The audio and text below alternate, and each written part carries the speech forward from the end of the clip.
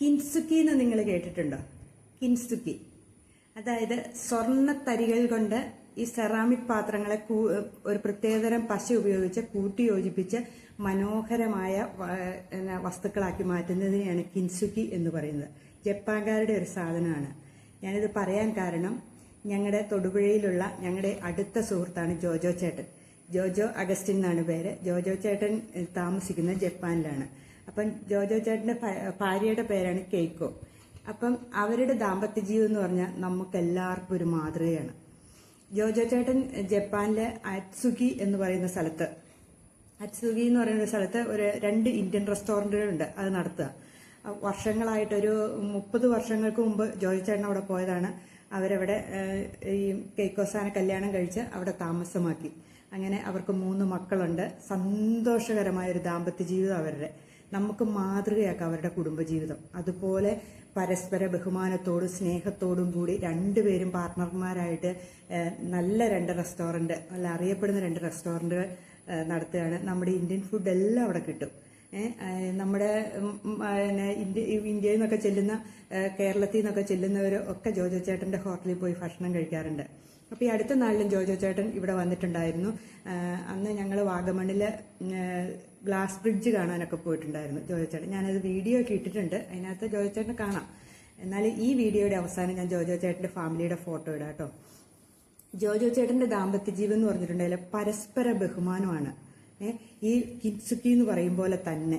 അതായത് ഈ സെറാമിക് പാത്രങ്ങൾ പൊട്ടിപ്പോയതിനെ നമ്മളാണെങ്കിൽ എടുത്ത് ദൂരെ കളയും, ഇല്ലേ? നമ്മൾ പറയും വീടിന് ദോഷമാണ്, അതുകൊണ്ട് പൊട്ടിയ പാത്രങ്ങളൊന്നും വീട്ടിനകത്ത് വെക്കരുത്, അത് പശ വെച്ച് ഒട്ടിച്ചാൽ പോലും വെക്കരുത് എന്ന് നമ്മൾ പറയും. പക്ഷെ അവരങ്ങനെയല്ല, അതിനെ കളയില്ല.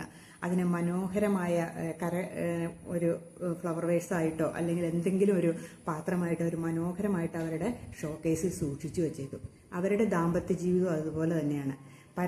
അതിനകത്ത് പശ ഇട്ട് സ്വർണത്തിന്റെ തരിപ്പൊടികൾ ഇട്ട് ആണ് ആ പാത്രങ്ങൾ കൂട്ടി യോജിപ്പിക്കണേ. അപ്പം ആ പൊട്ടിയ ഉണ്ടായിരുന്ന പാത്രത്തെക്കാളും വില വരും അത് പൊട്ടിക്കഴിയുമ്പോൾ ആ പാത്രത്തിന്. കാരണം സ്വർണ്ണത്തരികളോട് കൂടിയാണ് അത് കൂട്ടി യോജിപ്പിക്കുന്നത്. നിങ്ങൾ നെറ്റിൽ അടിച്ചു നോക്കിക്കേ, കിൻസുക്കി എന്ന് പറഞ്ഞാൽ അറിയാൻ പറ്റും നമുക്ക്.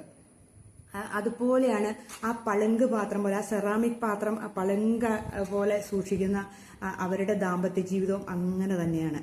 പരസ്പര സ്നേഹത്തോടും വിശ്വാസത്തോടും കൂടി 2 മക്കളുണ്ട് കേട്ടോ. 3 മക്കളെയും നല്ല മക്കളായിട്ട് വളർത്തിയെടുത്ത് അറിയപ്പെടുന്നവരായി. ഇന്നിപ്പം ഇളയയാള് ആനന്ദ് എന്ന് പറയുന്നത് ശ്രീലങ്കൻ ലീഗിന്റെ ഫുട്ബോൾ ക്ലബിലെ അംഗമാണ്. നല്ല ഒരു ഫുട്ബോൾ കളിക്കാരനാണ്. കുഞ്ഞുനാൾ തൊട്ട് അവിടെ ജപ്പാനിൽ അറിയപ്പെടുന്ന ഒരു ഫുട്ബോൾ സ്കൂളുകളിലൊക്കെ അറിയപ്പെടുന്ന ക്യാപ്റ്റനായിട്ടും ഒക്കെ കളിച്ച മോനാണ്. അപ്പം അങ്ങനെയും ഞങ്ങൾക്ക് അവരുമായിട്ട് ഇത്രയും ഞങ്ങൾക്ക് ബന്ധമുണ്ടല്ലോ എന്ന് പറഞ്ഞ് ഞങ്ങൾക്കും അഭിമാനിക്കാം. ഈ ജപ്പാൻകാർക്ക് ഒരു പ്രത്യേകത എന്നാണെന്നറിയാവോ? അവർക്ക് നമ്മളൊരു ഫുഡ് കൊടുത്തിട്ടുണ്ടല്ലേ, ഞാൻ അനുഭവസ്ഥയാണ്. ഞാൻ ഇവിടെ വരുമ്പോഴൊക്കെ ഞാൻ ഫുഡ് കൊടുക്കുമ്പോൾ അവർ ആ ഭക്ഷണത്തെ കണ്ട് ആസ്വദിച്ച് ആ ഭക്ഷണത്തിന്റെ ഓരോ പ്രോസസ്സിനെ, അതായത് ഇപ്പം നമ്മുടെ പാടത്തൊക്കെ കൃഷി ചെയ്ത ചോറ കൊടുക്കുന്നതെന്ന് വെച്ചാൽ ആ കർഷകരെയും കൂടെ മനസ്സിൽ സ്മരിച്ച ശേഷം മാത്രമേ അവർ ഭക്ഷണം കഴിക്കുകയുള്ളൂ. അവരാ ഓർക്കാതെ അതിനെ കണ്ട് അതിന്റെ കളർ ആസ്വദിച്ച് ആ ഭക്ഷണത്തിന്റെ ഇതെല്ലാം ഇൻഗ്രീഡിയൻസ് ഒക്കെ മനസ്സിലാക്കിയ ശേഷം മാത്രം അവർ പ്രാർത്ഥനയോടുകൂടി ആ ഭക്ഷണം കഴിക്കുകയുള്ളൂ. എന്ത് ഭക്ഷണം കൊടുത്താലും അതിനെ അവരാദ്യം പറയണം, കണ്ണുകൊണ്ട് കാണണം, അതിന്റെ കളർ ആസ്വദിക്കണം ആദ്യം. അത് കഴിഞ്ഞ ശേഷം അതിനെ രുചിച്ച് അറിയണം എന്നാണ് അവർ പറയുന്നത്. അതുപോലെ അതിനെ കണ്ട് കുറച്ചു നേരം ഇരുന്ന് അതിനെ ആസ്വദിച്ച ശേഷം അവര് നന്ദി മനസ്സിൽ പ്രകടിപ്പിച്ച ശേഷം കഴിക്കാൻ തുടങ്ങും. അതിനുശേഷം അവർ ചെയ്യുന്നതാണ് ഏറ്റവും വലുത്. നമുക്ക് ഭക്ഷണം ഉണ്ടാക്കി തന്നവരോട് അവർ നന്ദി പറയും. എന്ത് ഭക്ഷണം ഉണ്ടാക്കി കൊടുത്താലും നമ്മളോട് നന്ദി പറയും. ആ ഉണ്ടാക്കി തന്ന ഭക്ഷണത്തിന് നന്ദി എന്ന് പറയും. അത് ഭാര്യയാണേലും ഭർത്താവാണേലും ആരാണേലും അവർക്ക് എന്തെങ്കിലും സഹായം ആര് ചെയ്താലും, അതായത് നമ്മളിപ്പോൾ ഭക്ഷണം ഉണ്ടാക്കി കൊടുത്താൽ ഇപ്പം ഞാനാ ഉണ്ടാക്കി കൊടുക്കണമെങ്കിൽ എന്നോട് നന്ദി പറഞ്ഞിട്ടേ അവരാ ഊണുമേശയിൽ നിന്ന് എഴുന്നേൽക്കുകയുള്ളൂ. അതുപോലെ തന്നെ ഇപ്പം നമ്മൾ പരസ്പരം സഹായിച്ച് ഭാര്യ ഭർത്താവും കൂടെയാണെങ്കിൽ പരസ്പരം താങ്ക് യു പറയാനും അവർ മടിക്കില്ല. നമ്മളതൊക്കെ ഒന്ന് കാണേണ്ടതല്ലേ? അരിഗാത്തോ ഗൊസായിമസ് എന്നും പറഞ്ഞുകൊണ്ട് അവരുടെ ആ നന്ദി പ്രകടനം കണ്ടാണ്ടല്ലോ നമുക്ക് അത്ഭുതം തോന്നുന്ന രീതിയാണ്. നമുക്കും ഇതൊക്കെ ഇവിടെ അവരുടെ മക്കളും അതുപോലെയാണ്. ശരിക്കും എന്നെന്ന് പറയാം, ബഹുമാനത്തിന്റെ കാര്യം ജപ്പാൻകാരെ വെല്ലണ ആരുമില്ലാന്ന് എനിക്ക് തോന്നുന്നത്. കാരണം ഓരോ കാര്യത്തിനും ആ മക്കളാണെങ്കിലും ഉണ്ടല്ലോ, നമ്മളോട് പെരുമാറുന്ന കാണുമ്പോൾ നമുക്ക് അത്ഭുതത്തോടെ നമ്മളിങ്ങനെ നോക്കിയിരിക്കും. നമ്മളോടുള്ള ബഹുമാനം നമ്മളെ കാണുമ്പോൾ ഇങ്ങനെ കുനിഞ്ഞുള്ള നമ്മളുടെ മക്കളൊക്കെ അങ്ങനെ ചെയ്യുമോ നമ്മളൊക്കെ. അതെന്നാന്ന് വെച്ചിട്ടുണ്ടെങ്കിൽ നമ്മൾ കാണിച്ചു കൊടുക്കണേ നമ്മുടെ മക്കൾ ചെയ്യുള്ളൂ, ഇല്ലേ? ശരിക്കും ജോജോ ചേട്ടനും ഭാര്യയും കാണിച്ചു കൊടുക്കുന്നതാണ് ആ മക്കൾ ചെയ്യുന്നത്. അവര് ഇന്ത്യയിൽ വന്നാൽ എന്താ രീതിയിലാണ് പെരുമാറേണ്ടത്. അവർക്കാണെങ്കിൽ ഇംഗ്ലീഷൊക്കെ കഷ്ടി അറിയാവോന്ന് വെച്ചാൽ അറിയാവുള്ളൂ, ജാപ്പനീസ് മാത്രമേ അറിയത്തുള്ളൂ. ആ ചേച്ചിക്കാണേലും അതെ, കുറച്ചൊക്കെ മലയാളം ഇപ്പൊ ചേച്ചി കേരളത്തിൽ വന്നിട്ട് കുറച്ചൊക്കെ പറയുമെന്ന് മാത്രമേ ഉള്ളൂ. എന്നാലും അവര് അതിനു വേണ്ടിയിട്ട് ശ്രമിക്കുകയും അത്യാവശ്യം ഭാഷകൾ പോവുക, പോട്ടെ എന്നൊക്കെ അങ്ങനെയൊക്കെ പറയാനും ഒക്കെ അവർ പഠിച്ചു വെച്ചിട്ടുണ്ട്.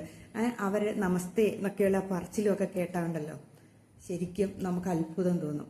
അപ്പം എന്ത് കാര്യം ഉണ്ടെങ്കിലും അവർ പരസ്പരം പറഞ്ഞ് അവർ രണ്ടുപേരും പാർട്ട്ണർമാരായിട്ടാണ് 2 ഹോട്ടലുകൾ നടത്തുന്നത്. ആ ഹോട്ടലുകളിൽ അവർ പരസ്പരം അങ്ങോട്ടും ഇങ്ങോട്ടും സഹായിച്ച് പരസ്പരം നന്ദിയോടുകൂടിയും സ്നേഹത്തോടെയും കൂടിയുള്ള കഴിച്ചിൽ കാണുമ്പോൾ ഉണ്ടല്ലോ, ഭയങ്കര അഭിമാനബോധം അവരെ കാണുമ്പോൾ തന്നെ. നമുക്കൊരു ഭയങ്കര പോസിറ്റീവ് എനർജിയാണ് അവരെ കാണുമ്പോൾ തന്നെ. ജപ്പാൻകാർക്കുള്ള ഒരു പ്രത്യേകത എന്നാണെന്ന് നിങ്ങൾക്കറിയാവോ? ഒരു സമയം പോലും അവർ വേസ്റ്റാക്കി കളയില്ല. നമ്മളാണെങ്കിൽ ചുമ്മാ ഇരുന്ന് സോഷ്യൽ മീഡിയയിലായി അല്ലെങ്കിൽ അവിടെയായി ഇവിടെയായി ചുമ്മാ ഇരിക്കാൻ നമ്മൾ സമയം കണ്ടെത്തില്ലേ? അവർക്ക് അങ്ങനെയില്ല, ഒരു സമയം പോലുമില്ല. ഒരു മിനിറ്റ് പോലും അവർ കളയാതെ അവരെന്തെങ്കിലും ജോലികൾ ചെയ്യാൻ വേണ്ടിയിട്ട് എന്താണ് അടുത്ത് ചെയ്യേണ്ടതെന്ന് ഇങ്ങനെ ആലോചിച്ചുകൊണ്ടിരിക്കുന്ന പറയുന്നത്. അല്ലാണ്ട് ഒരു സമയം പോലും കളയില്ല. എന്തെങ്കിലും അടുത്ത ഒരിടത്തു നിന്നല്ലേ ഒരിടത്ത് അടുത്ത സ്ഥലത്തേക്ക് ഇങ്ങനെ ജോലിക്ക് വേണ്ടി ഓടി നടന്ന് ജോലികൾ ചെയ്യുന്ന മനുഷ്യരാണ് ജപ്പാൻകാർ. അവരുടെ ജീവിതം എന്ന് പറഞ്ഞിട്ടുണ്ട്, നമ്മൾ കേട്ടില്ലേ, സൂര്യൻ അസ്തമിക്കാത്ത നാടല്ലേ ജപ്പാൻ.